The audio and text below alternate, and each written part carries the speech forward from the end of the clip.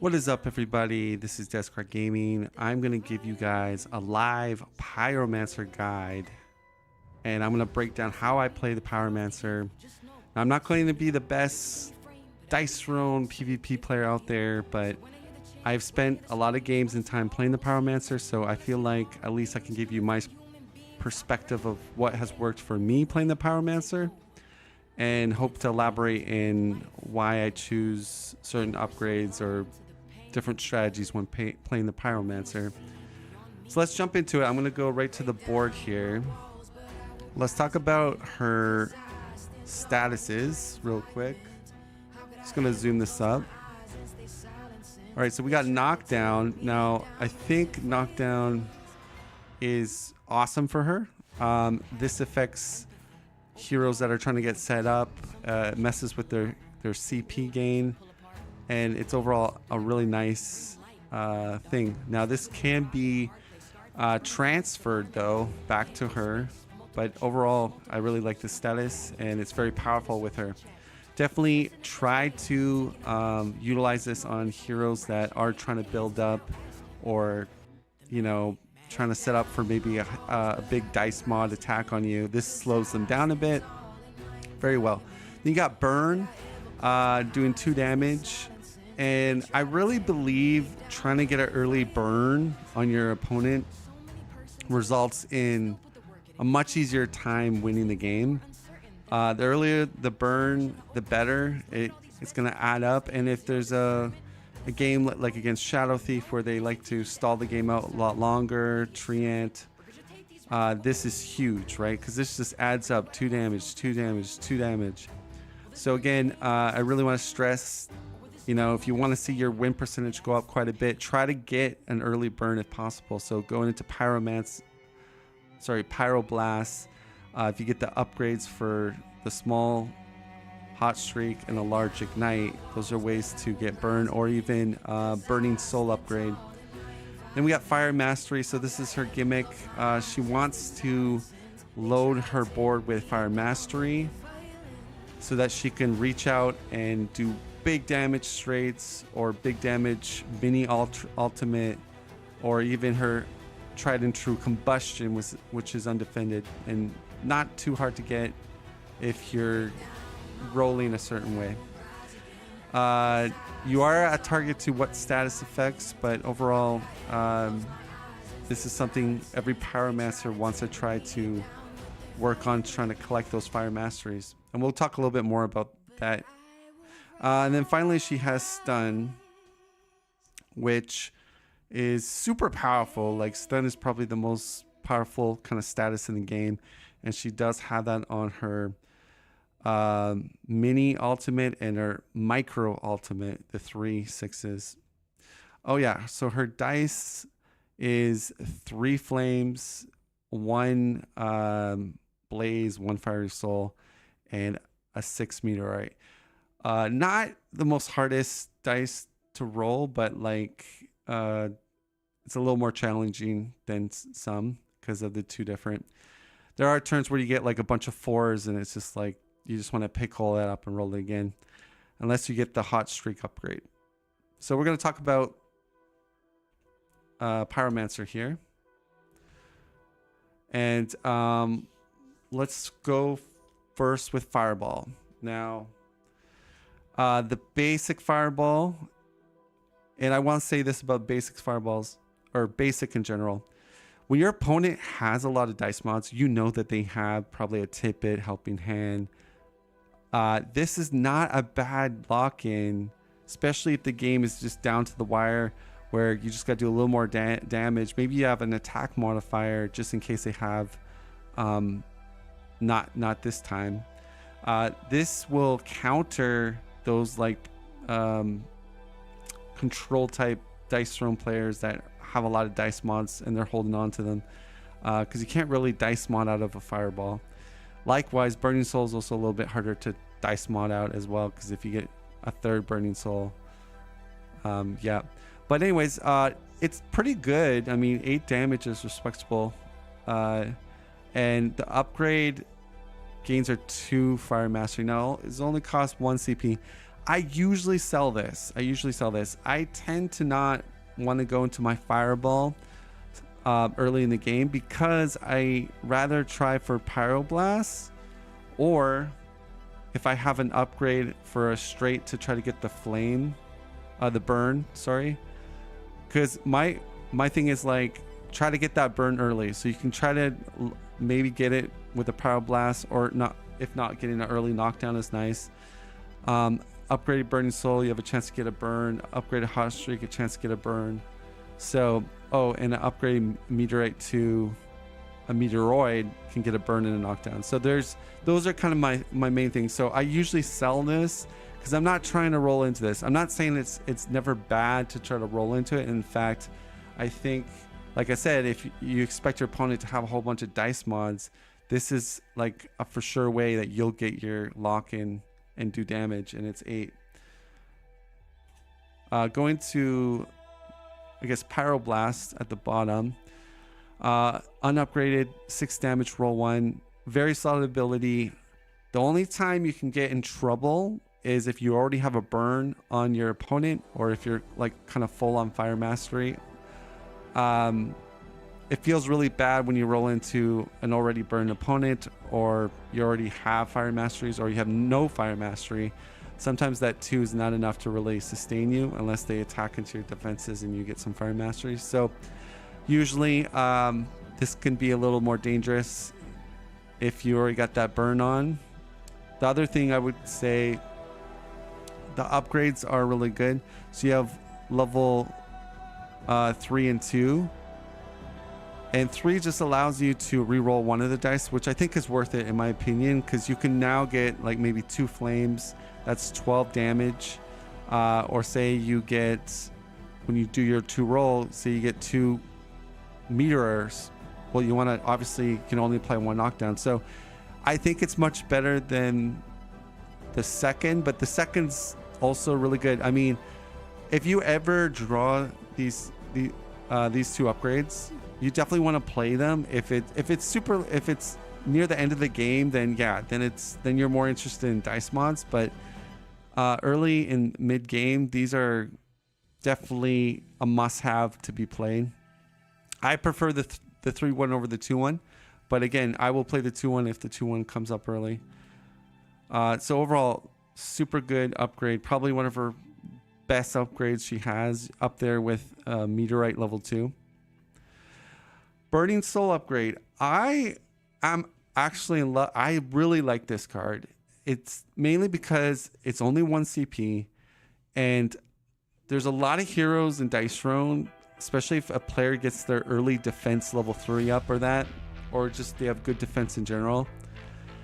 This card is amazing because now you don't have to worry about the defense, and now you might apply a burn. It's not unheard of to get 3 fiery souls. Like I do most of the time when I'm going for, if I roll into 1-5, I get 2 more rolls. A lot of chances I usually get 3 of them at least. So inflicting that burn is quite not far-fetched to get it. Getting the 4th burning soul, yeah, that's getting up there on probably not going to roll into it naturally. Sometimes if it's like round 1 and you got 3 burning souls and you play this upgrade, maybe mod into the 4th just to increase that that mastery limit up. That mastery limit can be very big, especially if you get it going early, because then when you roll your next phase, your ignite is going to do mega damage if you're able to land that. Even your hot streak will be pretty good. So going back to this, I always usually play this, except if it's in the late game. I usually don't play this if it's, but early mid game, I love playing this down. It's one of my favorite upgrades. Not the most powerful, but it has a lot of utility, especially like I said, in those matchups against very good defense characters or characters that have put down their level 3 defenses. Let's talk about combustion. So I think if you're trying to focus on the burning soul strategy, and you have combustion somewhat early mid-game, perfect to put down. But again, you have to focus in collecting the fire masteries and then unleash burning combustion for 69 offendable. Definitely very powerful. Again, on heroes that really rely on their defense to really help them with economy and card advantage, this is really excellent. But again, it's not going to do you any good if you can't maintain the fire mastery. So you sort of have to have, I think you have to be aggressive to go into Burning Soul, then into Combustion, those two. Unless you get some of your event cards to increase your fire mastery limit, such as Fire Up. So that's one way to do it, to kind of fire up. And then there's also, I have to collect it. There's another one that you can pay CP to raise your fire mastery. So that's the left side of the board. Going to the right side of the board, we got Hot Streak. Again, the basic, so I'm just going to simplify this. I don't want to make this guide too long, but the straights aren't usually worth it without any fire mastery, unless they're upgraded. You know, if they're upgraded, well, the ignite, if the ignite is upgraded, then you inflict burn. So definitely worth it to lock that in if it's turn 1, sure. Not so much for just the Hot Streak up here, because it's just 1 more damage, but the Scorch is really nice because that again gives you that early burn. So definitely when she's kitted out with her fire masteries, the streaks are wonderful, both of them, but especially ignite. That's your, you know, chef kiss right there. So that's what I feel about it. I will usually play these upgrades early to mid game. Late game, I'm not playing these, but early game, I like it for the early burns potential, and they cost 2, which isn't ridiculous. Yeah, and I usually are just playing one or the other throughout. I'm usually not going to play 2 of them in the game, but it's more that burn is usually what I really want out of all of them. So I'm going to talk about Meteorite level 2. So unupgraded, still pretty good, but again, this is going to do a lot more damage when you're kitted out with a lot of fire mastery. Really what you're paying for this is the micro one. The micro one is your fail safe in case they helping hand you or tip you, or sometimes not even tip you, just, you know, second roll, you've got Meteorite, just declare it. Then they have to waste maybe a dice mod, then you roll into something on your third roll. So again, this is almost an auto put in. The only time I would not put this in if I'm like near the very end of the game where I got 1 or 2 turns left and I need the CP for dice mods. But yeah, this is excellent for that bottom ability, Meteoroid. All right, talking about, Molten Armor. So yeah, what I would say about this, again, if it's near the late game, generally not worth to put in Molten Armor level 3. It's like too late. Early to early-ish mid-game, I think getting the Molten Armor down is awesome. If your opponent is a character that has a lot of undefendable attacks, then sometimes it's not even worth putting this down. Putting down the first one's not bad if you don't have an early burn on your opponent. If you got that early burn, then you're not really getting that much out of this because it's just adding the potential to get a burn on your opponent. Yeah, it's the Molten Armor 3 is what does it. Allows your meteorites to be damage plus your flames, and your meteorites give you fire mastery. So again, characters that do a lot of defendable attacks definitely want to play this early and reap the benefits. All right, so that will be it for like the upgrades, and then we have some of the cards here. So we got Red Hot. Let me just zoom this up. Now that card is, I like this card. I'm a big fan of it because I like to kind of pursue getting all the fire masteries. I sometimes am aggressive to get the stack limit up, and this is a great card that can do like 5 to 6 more damage usually. And I really like it. Just 1 CP. There's not that many heroes in the game that can do, and it's consistent, and you are usually getting lots of fire mastery with Pyromancer.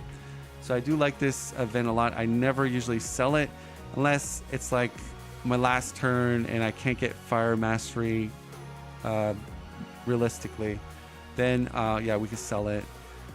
Huzzah, I'm not a big fan of Huzzah, to be honest, because I've had where, oh, I just gained 2 fire mastery. I don't care for that for 1 CP. I want damage, or I want an early burn or knockdown. So like, here's what I would put. Early in the game, definitely, I would try to play Huzzah. There's a good chance maybe you get the burn or the knockdown, and that's pretty good. But it does feel bad. Like I don't like playing this if my opponent has a burn, because knowing my chances, I'm going to just get the burn thing and waste a CP and a card. So again, don't mind playing this if my opponent doesn't have anything, and the worst thing could happen is I gain 2 fire mastery.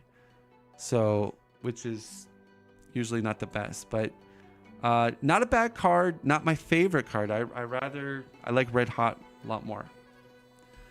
And then we got Fire Up. And I think this card you play early. If it comes early in the game, round 1, round 2, you play it. You try to play it. It sets you up for maybe a straight to do decent damage. And, you know, in some cases, maybe where you start with 1 fire mastery, now you can get a combustion for the full if you lock into it. I think this card is, you want to play it if it's early to early mid game. More late game, probably you want to sell.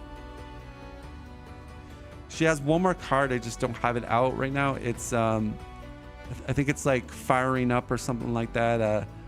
It's where she gains 1 fire mastery and she can spend her CP to get more fire masteries. That card is situational. Like I said, if it's like you have 1 more turn or 2 more turns and you want a combustion, you could kind of use that card if you don't have any other good cards in your hand. So it's situational, and that's all I'm going to say about that card. Let's talk about what a first turn might look like. So let's say we do have our Burning Soul in our hand on turn 1. We play that, and we roll. All right, so definitely, even if I got 1 5, I'd probably go for the 5s. I did get 2 6s, but again, one thing I've learned in Dice Throne, and this you can take to the bank with a lot of heroes, is unless you have dice mods, 6-It, Tip-It, So Wild, you don't really want to chase your ultimate unless you have some of that in your hand with CP. Because, like, say I don't have the dice mods and, oh, I got 2 6s. There's a heavy chance that I don't even get this mini alt. But with a dice mod in hand, you could be a little more aggressive. But in this case, we're going for the 5s. There's the 2 6s that came up again. And one more time. And we got 1 more 5. So that's perfect. We do 3 collateral. That's not defendable. We flick to burn. And that is the pyro kind of start we want. We want a round 1 burn with the Pyromancer is, I think percentage wise for me winning my games is like maybe like 8 out of 10. Like it's really high if I apply that burn right away, because it adds up quite quickly. And she's all about like racing to the finish line doing damage. So that could be like a turn 1. Say we start the game and we get our meteorite, so we play that, and then you could be a lot more aggressive on those 6s, which we got none. So usually I don't chase 6s. If I don't get 6s on the first roll, I'm not going to chase that. Because I'll show you what usually happens, right? If I were to roll this a second time, well, see, I got 2 6s, but 6s are your hard die to roll. Definitely, I would say just stick. You got to lock in with Burning Soul, guaranteed. It's better just to roll for that, and we got one more 6, but we did roll 3. But that's a safe option, you know. Say we start again, it's turn 1. Okay, so there you go. I mean, obviously that's super lucky, but now because of that upgrade, we could chase this meteor. So there's 2 ways to do it. You could chase it. So I didn't get it. If you could just say, well, because here's the thing. Well, no, it's pretty safe, because even if you, all right, so you don't get it, your opponent would have to waste like a helping hand to get you out of your micro. The other option is on roll 2, just declare meteoroid. If you're worried, if you don't want to whiff out of your micro, yeah, that's a possibility. So that's another way of, you could either say roll 2 meteoroid, then that gives you a fresh turn, or say you just you want to go for the meteoroid. The only thing is, if they have a helping hand, they can kind of make you roll, and you could maybe whiff because it's your 3rd roll.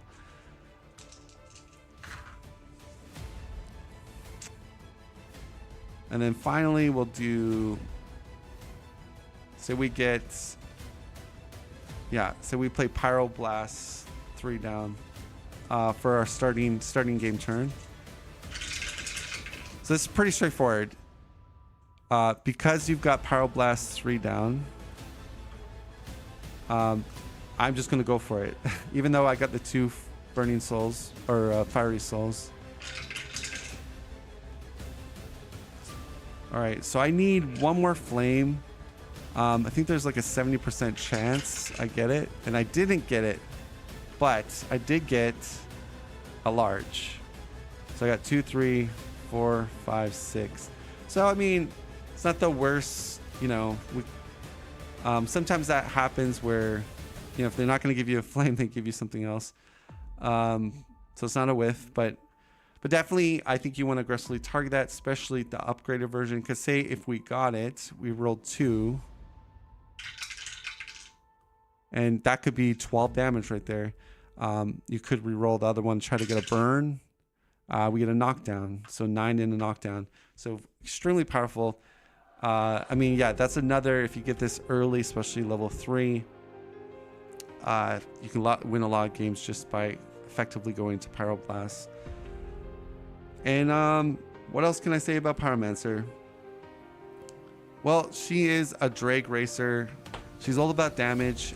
I will say this too, for competitive 2v2 player, multiplayer, Burning Soul is extremely good and effective, along with her mini ultimate, because that does collateral, and same with her ultimate. So she's actually, I in my opinion, I mean, I'm not an expert on 2v2, but I think she's definitely up there in the tier list. I'm not going to say the best multiplayer 2v2 format, but I think she's can't go wrong with having a Pyromancer on your team, because she can literally do a heck of a lot of damage, and especially if she gets the Meteorite 2 upgrade, Meteoroid, she can wreak havoc on teams, putting burns, knockdowns on different players.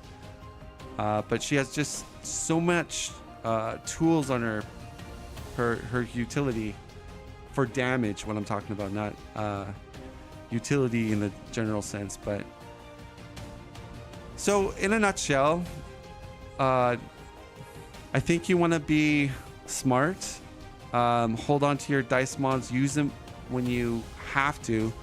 I usually like to be aggressive with my dice mods once I have a lot of fire mastery, because then if I get into my mini alt, or they helping hand me out, the meteorite is doing a lot of damage. The other thing I would say is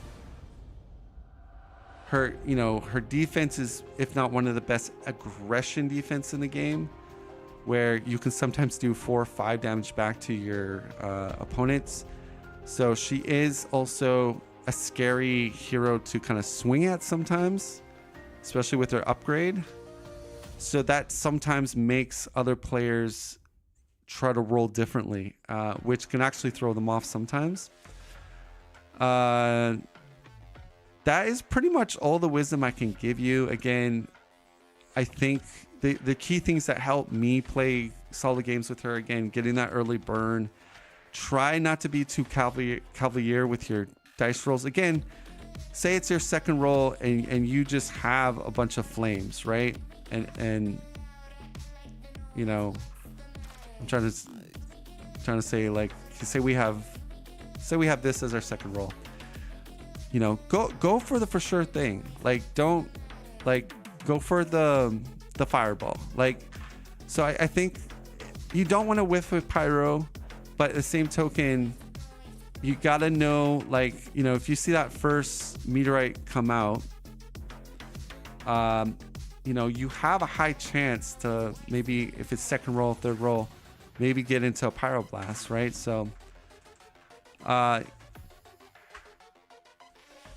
don't chase straights unless I start getting a bunch of fire masteries on my board. And I think basically that's how you kind of play it. Like, you know, Burning Soul is a nice setup, powering up card. And yes, you're not doing a whole lot of damage out of it. Multiplayer is a different story. But that's going to give you more lock-ins, right? When you get the Burning Souls up, you have lock-ins here. Like, you're more effective. You do more damage. And that's about it, basically. It's not super complicated playing with Pyromancer, but there are things you can do. Be smart with playing your upgrades. Look out, you know, sometimes you have to make sacrifices. I think Red Hot is also a good card to throw off your opponent. That's going to be it for this guide, guys. I hope you enjoyed. Again, if you've been following me on YouTube, I play a lot of Dice Throne. I like to play a character for a little bit and kind of get a feel for them, and then try to come up with a guide on how I think maybe you should play the Pyromancer. And again, I know there's better players out there than me, but this is just me playing about maybe 30 plus games with a particular character, and then trying to come up with a review or my opinions on certain things. Again, take it with a grain of salt, but that is how I've had some success with Pyromancer. Let me know in comments what you guys think, if you agree with some of the things I've said, or if you have better ideas how to play the Pyromancer. Let me know. All right, I'll catch you next time.